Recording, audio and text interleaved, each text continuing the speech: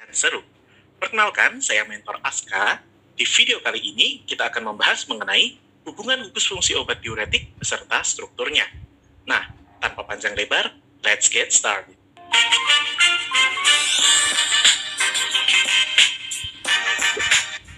Di sini, kita semua akan belajar mengenai obat diuretik dan definisinya, pembagian golongan obat diuretik beserta mekanisme kerja obat, berdasarkan struktur dan gugus fungsinya. So, tunggu apa lagi? Yuk kita bahas satu persatu. Jadi, apa sih namanya obat diuretik gitu ya? Obat diuretik itu adalah bahan kimia yang meningkatkan laju pembentukan urin gitu ya. Mekanismenya gimana? Mekanismenya secara umum adalah dengan menghambat reabsorpsi tubular pada ginjal. Nah, perlu teman-teman ketahui bahwa penurunan reabsorpsi sebanyak 1% saja itu sudah dapat meningkatkan produksi urin sebanyak 2 kali lipat. Nah, jadi kebayangkan gimana efeknya obat diuretik? Bakal sering kamar kecil nih pasti. Nah, maka dari itu kita juga perlu hati-hati dalam penggunaan obat diuretik. Karena selain dehidrasi, karena kita sering kamar kecil, penggunaan obat diuretik juga bisa menyebabkan kehilangan elektrolit seperti natrium, kalium, kalsium, magnesium, dan juga klorin. Padahal, salah satunya efek penurunan terlalu banyak pada kalium itu bisa menyebabkan kelelahan, otot, kemudian detak jantung yang tidak teratur. Makanya kadang-kadang kita diberikan suplemen kalium atau bisa juga menggunakan golongan diuretik hemat kalium untuk mencegah efek sampingnya. Nah, dari sini kita bisa lihat nih ada gambar nefron kan. Ini kita bisa lihat bahwa setiap golongan atau setiap jenis obat diuretik itu tempat fungsinya beda-beda. Ada yang di tubulus proksimal, ada yang di lengkung Henle gitu ya. Nah, makanya ini kita bagi-bagi berdasarkan golongannya dan juga berdasarkan letak fungsinya gitu ya. Jadi di sini kita ada organomerkuri, kemudian ada golongan diuretik osmotik, kemudian inhibitor karbonit anhidrase, atau nanti kita akan sebutnya biar gampang CAse inhibitor gitu ya. Kemudian ada obat diuretik tiazid, kemudian ada loop diuretik dan juga diuretik hemat kalium. Nah, pertama-tama kita belajar organomerkuri dulu. Nah, kenapa kita pertama-tama belajar organomerkuri dulu? Karena ternyata organomerkuri ini adalah obat diuretik pertama yang digunakan untuk penggunaan klinis gitu ya. Cuma sekarang ini sudah kita nggak pakai lagi. Kenapa? Karena ada risiko toleransi ya, jadi dosisnya harus naik dan juga ada risiko toksisitas gitu. Jadi penggunaannya terlalu lama akan menyebabkan keracunan. Nah, organomerkuri sendiri tersusun dari suatu kerangka merkuri halida alifatik dengan gugus amida dan ether.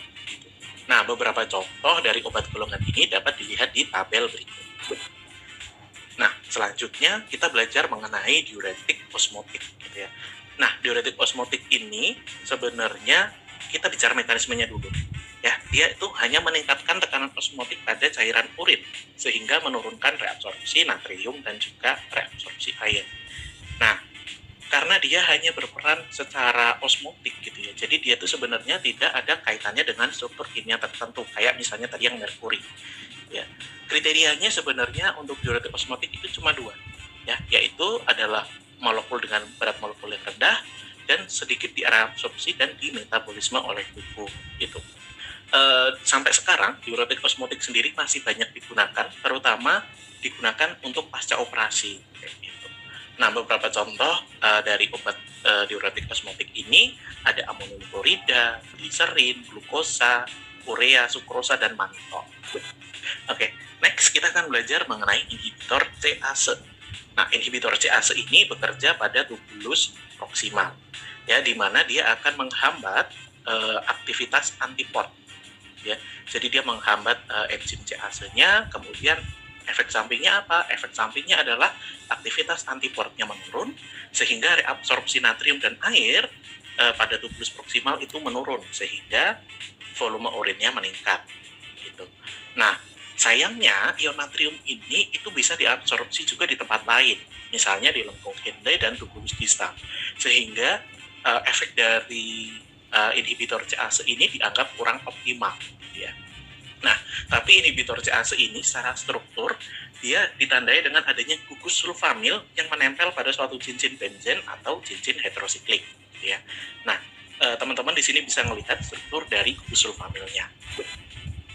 Nah, secara umum ya, secara strukturnya itu sebenarnya kita ada dua variasi inhibitor CASE, yaitu yang pertama adalah heterosiklik, gitu. Yang kedua adalah pada benzen. Nah, di sini kita bahas mulai dari yang heterosiklik dulu ya. Jadi sulfamil yang ada pada suatu cincin heterosiklik. Contohnya seperti di gambar, gitu ya. Nah, gugus sulfamil ini merupakan sangat penting ya untuk aktivitas diuretiknya. Jadi kalau gugus sulfamilnya itu tidak ada, maka aktivitas inhibisi CASE-nya itu juga tidak ada. Kemudian gugus sulfamil ini harus ada dalam bentuk yang bebas, karena dia nanti akan menghambat itu dengan berikatan dengan Zn atau ion zinc pada enzim CASE. Sulfamil sendiri harus menempel pada suatu senyawa aromatis. Di sini aromatisnya adalah ya heterosiklik itu tadi, gitu ya. Kemudian semakin asam dan semakin lipofil, aktivitasnya biasanya semakin meningkat. Oke, kemudian di sini ada struktur yang kedua, yaitu benzen 1,3-disulfonamid, yaitu di mana ada dua gugus sulfamil yang berikatan pada benzen pada posisi 1 dan 3. Gitu ya. Secara strukturnya, sebenarnya struktur kerangka ini itu tidak memiliki aktivitas diuretik apapun, gitu ya. Tapi kalau dia ditambahin dengan gugus samping, baru efek diuretiknya itu dia bisa keluar. Nah, perubahan gugus sulfamil ini bisa mempengaruhi aktivitasnya. Nah, gugus sulfamil sendiri itu dapat disubstitusi dengan gugus elektrofilik untuk meningkatkan potensinya. Nah, secara struktur dia kita bisa substitusi di atom C4 dan juga atom C6, di mana substitusi pada C4 dengan Cl, Br, CF3, dan NO2 itu bisa meningkatkan potensinya. Sedangkan kebalikannya, substitusi pada C6 dengan gugus amino itu justru menurunkan potensi diuretik dari golongan ini. Nah, student, berikut merupakan beberapa contoh obat diuretik golongan inhibitor CASE. Dengan X-nya di sini adalah gugus sulfamilnya ya. Nah, teman-teman kalau lihat tabel kayak gini nggak usah takut dulu ya. Jadi ini semua tuh ada dongengnya, gitu ya. Dari paling atas dulu, ya. Sulfanilamid adalah obat pertama yang diamati memiliki aktivitas CASE, gitu ya. Tapi sebenarnya dia belum tersedia secara klinik khusus untuk diuretik, gitu ya. Nah, baru acetazolamid merupakan obat yang secara klinik banyak digunakan, gitu ya. Di mana dia memiliki ikatan protein 2.500 kali lebih kuat dibanding sulfanilamid, gitu ya. Nah, tapi tadi di awal kita sempat bicara mengenai keasaman, kita juga bicara mengenai lipofilisitas. Nah, di sini kita bisa melihat ya dari metazolamid dan etoxazolamid, gitu ya, di mana merupakan analog acetazolamid dengan polaritasnya yang lebih rendah. Efeknya gimana? Efeknya ternyata aktivitas kompartemen okularnya itu dia meningkat, gitu. Jadi memang di acetazolamid ketika dia semakin lipofil, maka aktivitas di kompartemen okularnya akan lebih baik. Nah, kemudian di sini kita juga di bawah kita lihat ada brinzolamid dan dorzolamid, di mana dia memiliki gugus amino yang dapat terionisasi. Nah, CASE inhibitor ini dia sebenarnya kalau kita lihat secara struktur, dia itu sangat nonpolar atau sangat lipofil. Tapi karena dia memiliki gugus amino yang dapat terionisasi, dia juga akhirnya bisa larut dalam air, gitu ya. Nah, makanya obat ini digunakan secara topikal pada pasien glaukoma sebagai salep mata. Gimana teman-teman? Semoga dengan penjelasan ini teman-teman makin jelas ya apa sih itu golongan obat diuretik dan mekanisme serta hubungan struktur aktivitasnya. Nah, setelah inhibitor CASE ini kita akan lanjut ke golongan obat diuretik tiazid. Nah, golongan diuretik tiazid merupakan hasil pengembangan dari golongan CASE inhibitor ya. Nah, jadi kalau misalnya kita lihat dari strukturnya ya, jadi itu sebenarnya mirip sama struktur 2 tadi yang CASE ya kan. Jadi ada benzen, kemudian ada 2 gugus sulfamil. Cuma dimodifikasi lebih lanjut, akhirnya dapatlah kita golongan diuretik tiazid ya. Jadi mekanismenya di sini beda, makanya di sini kita bedakan dengan golongan CASE gitu.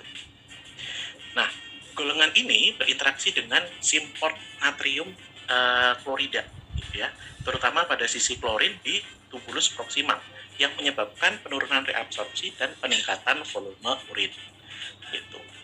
Nah, untuk hubungan struktur aktivitasnya adalah, kita mulai dari yang kuning ya, yaitu sifat asam berasal dari H atau hidrogen pada NH pada posisi 2. Ya.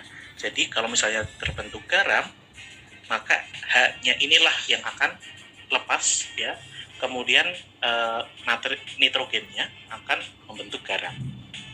Kemudian substitusi metil pada 2N ya, pada posisi yang sama, ini bisa menurunkan polaritas dan meningkatkan durasi diuretiknya. Kemudian kita naik ke yang biru muda, gitu ya. Hidrogenasi pada ikatan rangkap 3 dan 4 itu meningkatkan potensi diuretik 3 sampai 10 kali lipat, gitu ya. Jadi kalau ikatan rangkapnya ini dibuka, maka aktivitasnya atau potensinya itu meningkat 3 sampai 10 kali lipat. Kemudian substitusi lipofil pada C3 itu bisa meningkatkan potensi lipofilisitas dan durasi secara proporsional. Jadi semakin lipofil itu apa sih? Lipofil itu misalnya kayak metil, etil gitu ya. Jadi semakin lipofil semakin panjang ya, dan semakin lipofil itu dia meningkatkan potensi dan durasi secara proporsional. Nah, sekarang kita bicara yang biru tua ya, kita tandain dengan di mana substitusi etil pada atom nomor 4, 5, dan 8 itu menurunkan aktivitas diuretik. Nah, efeknya gimana? Efeknya berarti kalau dia disubstitusi, maka aktivitas diuretiknya menurun. Gitu. Maka biasanya obat-obat golongan thiazid ini secara struktur, ya pada N nomor 4 itu dia tetap hidrogen. Ya, tapi ikatan rangkapnya itu dibuka. Gitu. Jadi nomor 4 itu tetap hidrogen ya, sudah dihidrogenasi, sudah dibuka ikatan rangkapnya tapi tidak disubstitusi. Gitu. Nah, next kita bicara yang hitam, yang kita tanda hitam, yaitu posisi C6 ini kalau kita berikan dengan elektron withdrawing group ya, atau gugus penarik elektron, itu dia meningkatkan aktivitas diuretik dan lipofilisitas. Dan terakhir, yang merah, ya, hilangnya gugus sulfamil pada C7 ini dapat menghilangkan aktivitas diuretik. Nah, jadi kalau kita lihat kedua struktur berikut ya, kita bisa lihat bahwa struktur 2 ya, yang ikatan rangkapnya itu sudah dibuka, kemudian tersubstitusi, itu dia aktivitasnya bisa lebih bagus dibandingkan dengan struktur 1, yang mana dia masih memiliki ikatan rangkap di atom nomor 3 dan atom nomor 4. Nah, kalau kita lihat di tabel ya, di sini ada hidroklorothiazid dan trichlorometiazid gitu ya. Nah, bedanya apa? Kita fokus di R1-nya dulu ya. Di R1-nya kalau kita bicara HCl hidroklorothiazid itu R1-nya itu menggunakan hidrogen, alias dia belum disubstitusi gitu ya. Sedangkan untuk obat yang kedua itu sudah disubstitusi gitu.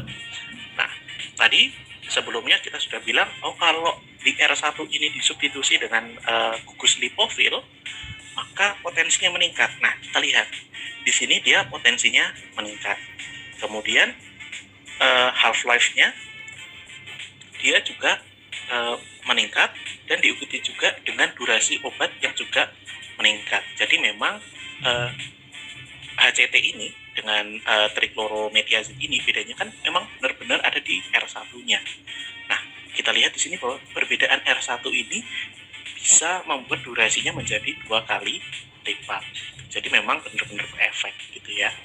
Nah, jadi teman-teman, di sini kita bisa melihat bahwa benar-benar perbedaannya hanya di gugus R1 itu bisa memberikan efek yang sangat besar ya dalam aktivitas dari suatu obat. Nah, jadi teman-teman, antara HCT dan trichlorometiazid ini bedanya kan benar-benar cuma ada di gugus R1-nya aja. Dan kita bisa lihat perbedaan gugus R1 ini bisa memberikan potensi dan efek yang sangat berbeda di antara kedua obat tersebut. Nah, golongan obat tiazid ini sendiri itu sebenarnya sedikit di metabolisme dan diekskresi melalui urin. Kemudian biasanya digunakan pada terapi edema serta memiliki efek relaksasi jaringan otot halus pada pembuluh. Jadi dia bisa menurunkan tekanan darah.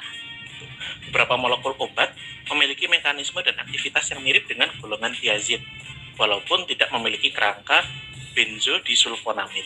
Nah, obat-obatnya ini adalah metolazon, chlortalidon, quinetazon, dan indapamid. Nah, gimana nih teman-teman?